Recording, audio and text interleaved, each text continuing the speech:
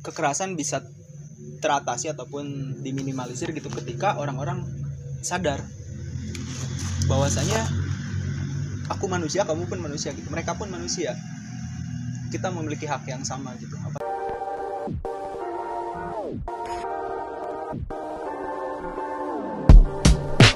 Assalamualaikum warahmatullahi taala wabarakatuh. Waalaikumsalam warahmatullahi wabarakatuh. Kembali lagi ya di Wamena yang ke-13 gitu. Dan alhamdulillah untuk pemateri sekarang dari masyarakat manajemen sendiri gitu ya. Ada Nijam Fadilah dari angkatan 19 gitu. Boleh sapa-sapa dulu. Oke, hello guys semuanya. Kenalin, nama saya Nijam Fadilah Ramadhani Rosidin. Saya selaku mahasiswa aktif di program studi manajemen Fakultas Ekonomi dan Bisnis Islam UIN Sunan Gunung Jati Bandung, angkatan 2019 dan kelas C, Kang Agung. Oke, Jam. Baik, untuk pemateri kali ini temanya itu stop violence ya, yang artinya itu stop kekerasan gitu ya. Hentikan kekerasan. Benar, hentikan kekerasan. Nah, sebelum kita membahas itu, kita bedah dulu gitu ya, kekerasan gitu ya. Nah, menurut aku mah kekerasan itu adalah sebuah tindakan itu seorang yang menyebabkan resiko gitu ya. Betul. Nah, menurut A gimana sih itu kekerasan? Sebetulnya kalau berbicara kekerasan secara definisi itu berarti ada kontak fisik gitu ya. Cuman yang perlu digarisbawahi, kekerasan juga kan ada kekerasan secara fisik dan juga secara psikis gitu. Yang dimana kekerasan secara fisik itu ya mungkin itu sudah jelas terlihat gitu ya, bisa melalui pukulan ataupun interaksi gitulah ya, antar gesekan antar seseorang dengan orang lain, antar komunitas satu dengan komunitas lain, antara golongan satu dengan golongan lain. Kalau mungkin secara psikis itu bisa melalui ucapan, umpatan atau lain sebagainya yang bisa merusak psikis seseorang. Nah, penyebabnya itu apa sih ya gitu seseorang melakukan kekerasan gitu? Kalau untuk berbicara seputar motif mungkin ya, motif seseorang melakukan kekerasan ya. Tentunya banyak gitu ya faktornya. Bisa jadi dari faktor kenyamanan, merasa tidak nyaman dengan lingkungan atau misalkan ada dengan seseorang. Bisa juga dari selain kenyamanan mungkin ancaman, merasa terancam atau kayak gimana, atau mungkin kelainan juga bisa kan, kayak seseorang yang mengalami kelainan dikit-dikit, atau yang orang yang tidak bisa mengendalikan emosi, orang yang tidak bisa mengendalikan dirinya. Dan yang mungkin yang paling dan mungkin kalau yang paling sering terjadi itu biasanya karena tidak bisa mengontrol diri gitu. Itu sih penyebabnya, nggak bisa mengontrol diri ya. Atau kadang ada juga kan orang yang melakukan kekerasan beserta pencurian. Nah, itu faktor atau motif utamanya yaitu kebutuhan yang tidak terpenuhi. Bingung tuh kan nyari duit kemana, bingung nyari uang untuk memenuhi kebutuhannya, entah itu primer, sekunder.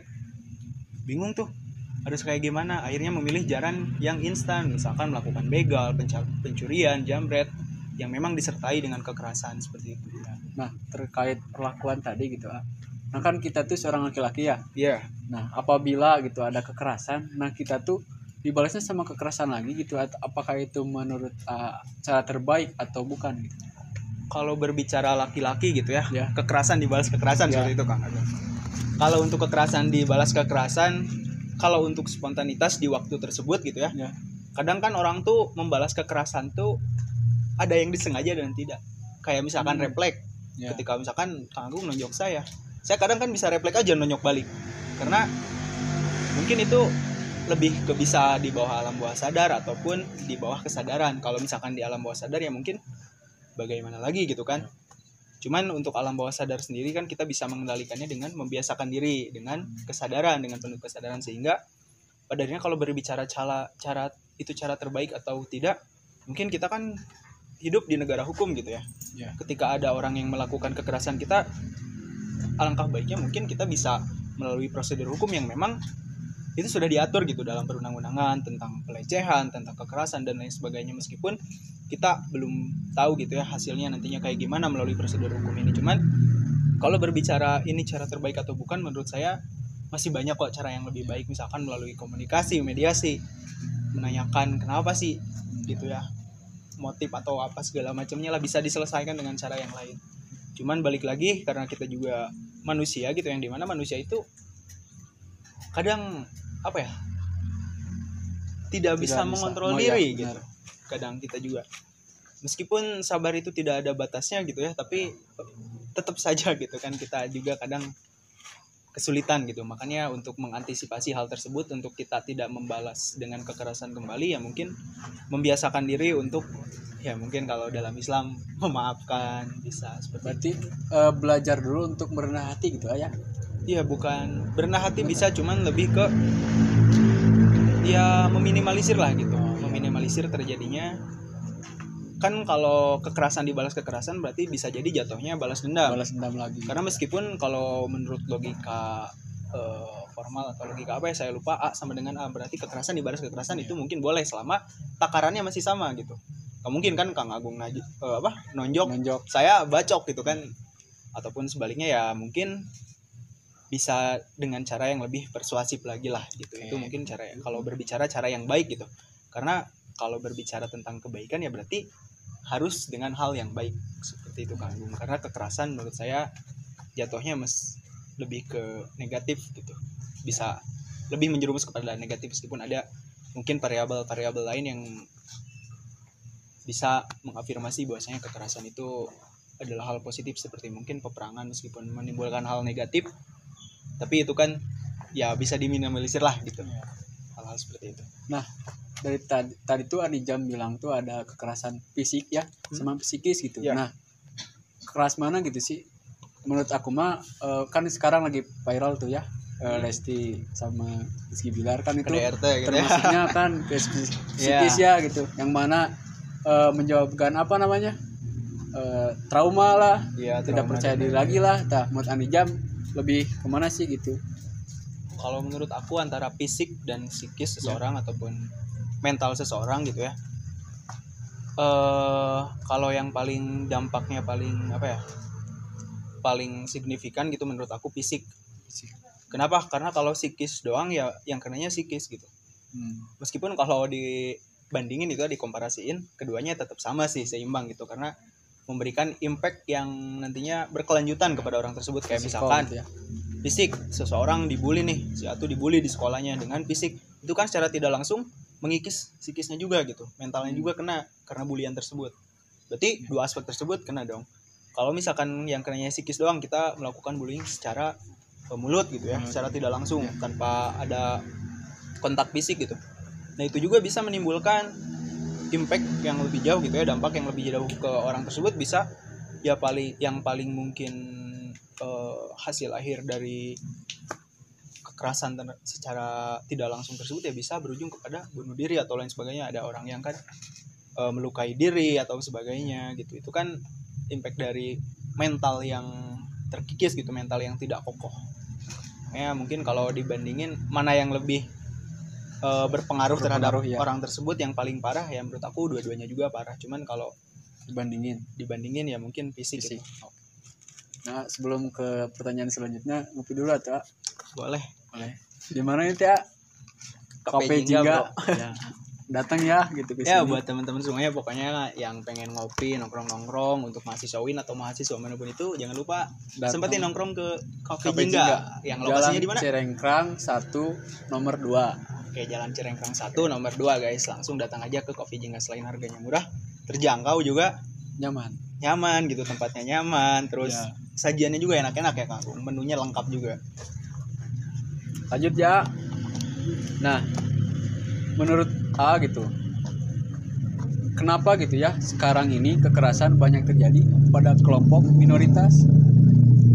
Kalau berbicara minoritas berarti ada orang yang, ataupun ada minoritas berarti ada yang mendominasi gitu ya, ada yang menjadi mayoritasnya.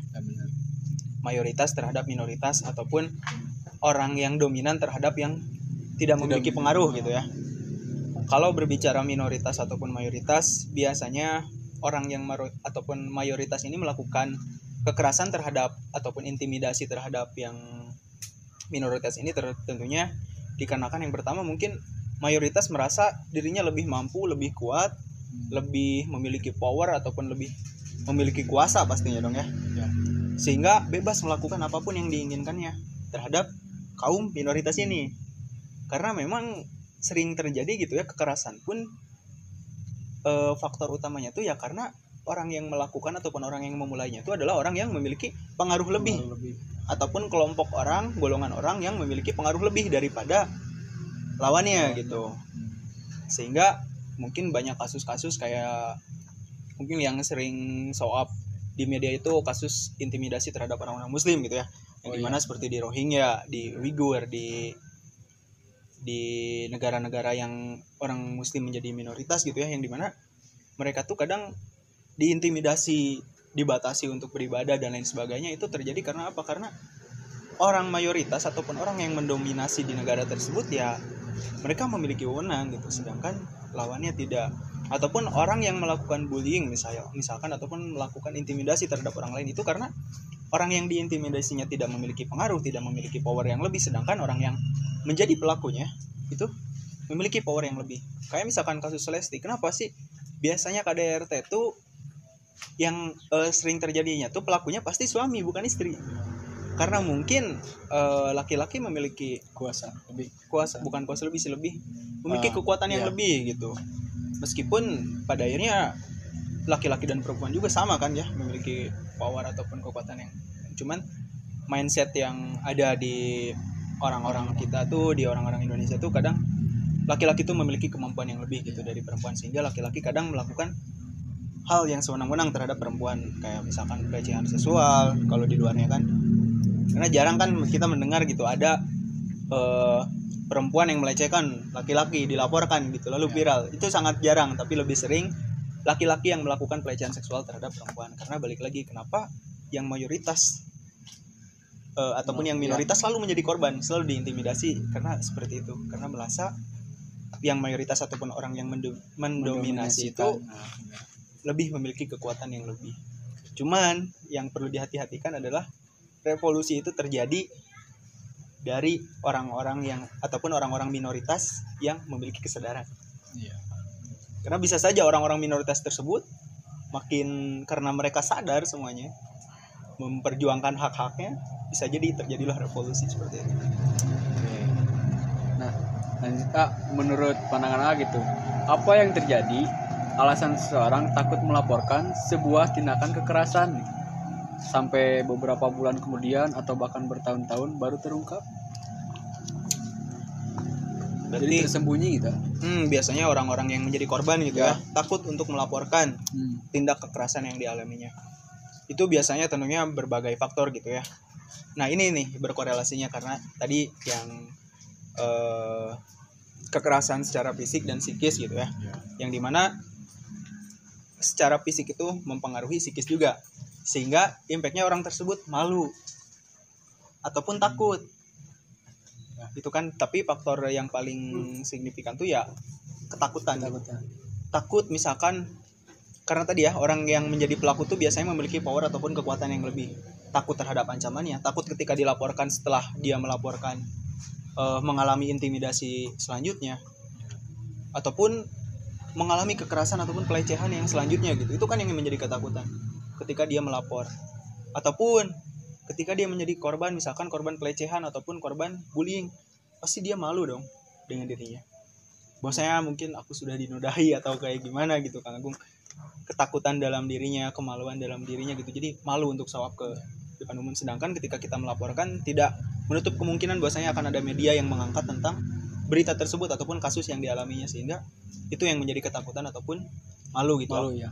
Dan terungkapnya di bulan-bulan atau di tahun-tahun ke depan. Iya, mungkin kenapa mengungkapkannya di bulan-bulan setelah beberapa bulan atau beberapa tahun ya mungkin karena orang tersebut, korban tersebut baru memiliki keinginan ataupun bukan memiliki keinginan lah, mengumpulkan kekuatan ataupun keberaniannya untuk segera melaporkan gitu, karena tadi adanya ketakutan ataupun malu gitu.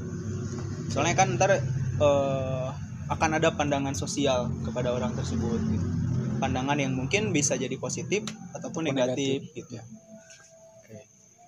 Nah terakhir DA, menurut pandangan AA, apa gitu yang harus dilakukan kita sebagai generasi penerus gitu agar terhindar dari tindak kekerasan dan tidak menjadi salah satu pelaku kekerasan? Oke. Solusi berarti.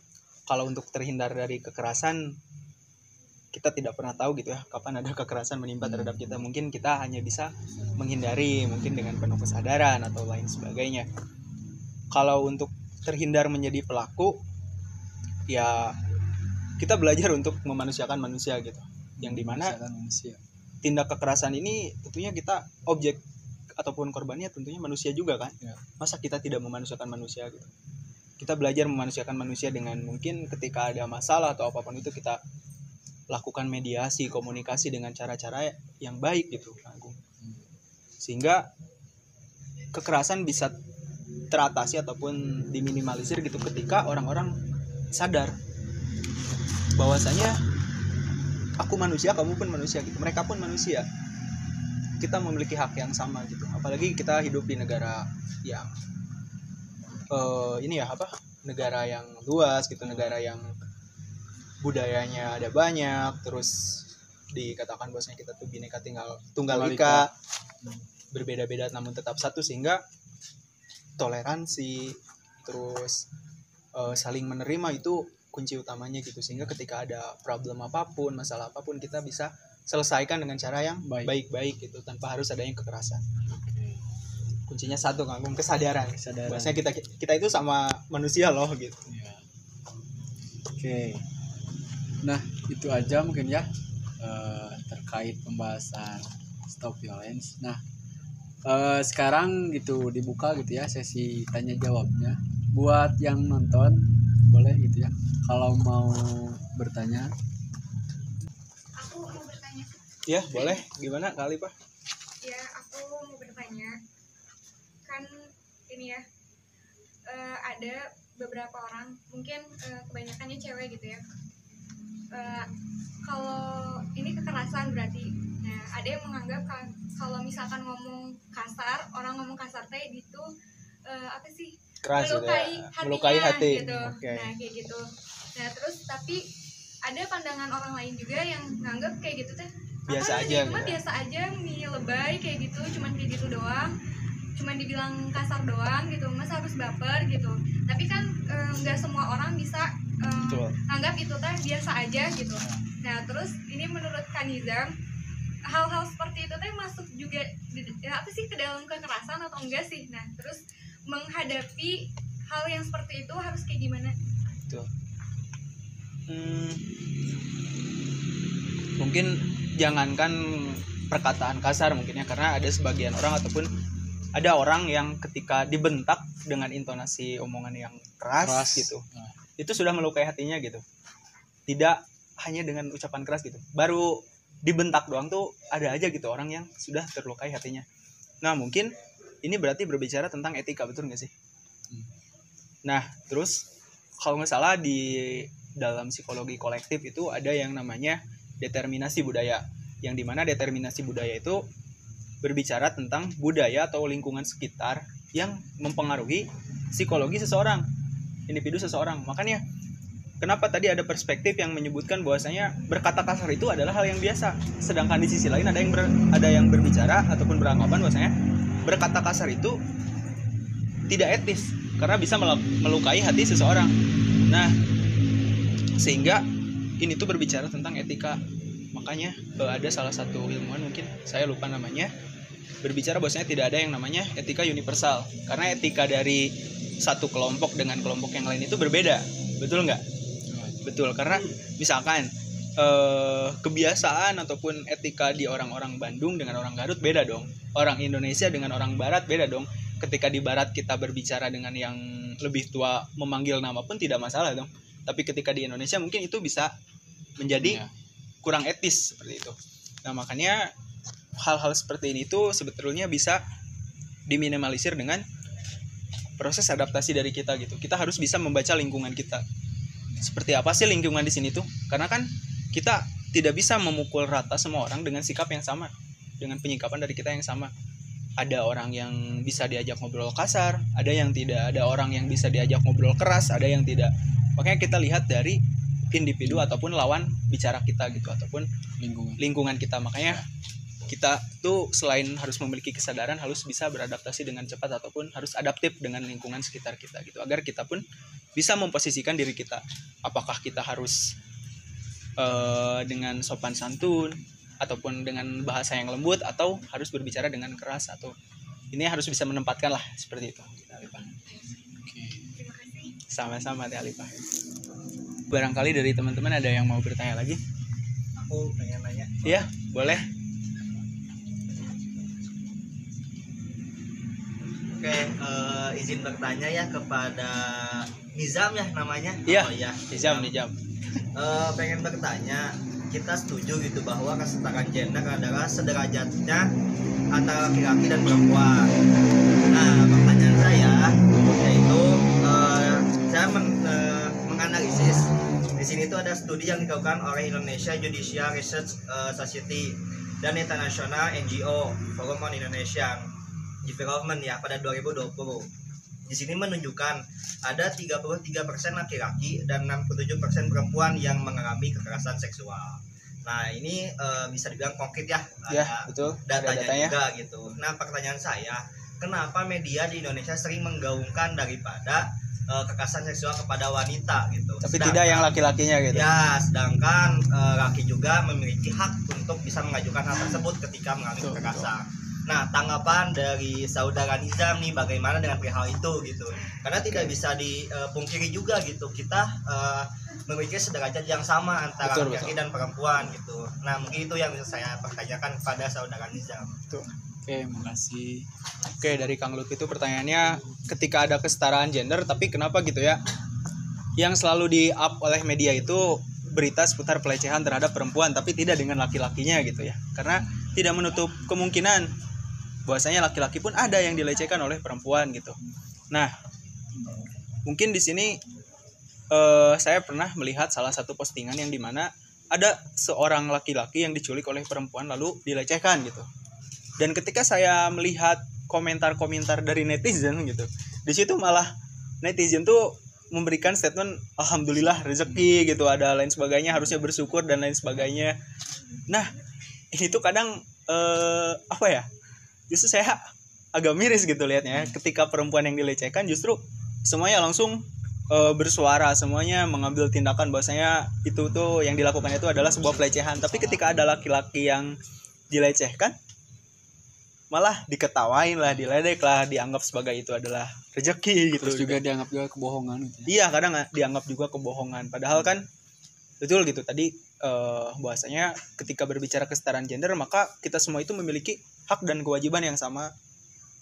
Kita laki-laki pun berhak untuk melaporkan, kita laki-laki pun berhak untuk dibela gitu. Tidak hanya perempuan, cuman mungkin balik lagi kepada kesadaran gitu. Tidak semua orang menyadari bahwasanya pelecehan ataupun kekerasan itu bisa dialami oleh siapapun, tidak memandang gender, tidak memandang status, jabatan atau siapapun, karena kasus kekerasan ini tuh bisa terjadi di segala elemen gitu. Entah itu elemen masyarakat, elemen pemerintahan ataupun instansi-instansi yang lainnya gitu. Ini tidak menutup kemungkinan untuk terjadi dimanapun gitu. Entah itu di dunia kampus, di dunia sekolah, di dunia luar, mungkin di dunia perkantoran, bahkan yang paling miris tuh sering terjadi bullying sejak dari SD gitu. Di sekolah dasar itu sering terjadi. Makanya mungkin untuk tanggapan saya terkait kasus kenapa sih di Indonesia jarang ada berita-berita yang di-up tentang laki-laki yang dilecehkan atau lain sebagainya, mungkin ya karena tadi ketika ada yang di-up tuh malah tanggapan netizennya tuh malah kayak menyepelekan gitu. Meskipun ada saja gitu, pasti ada dari sekian ribu kasus di Indonesia. Bahkan tadi saya cek tuh terakhir berapa kasus ya?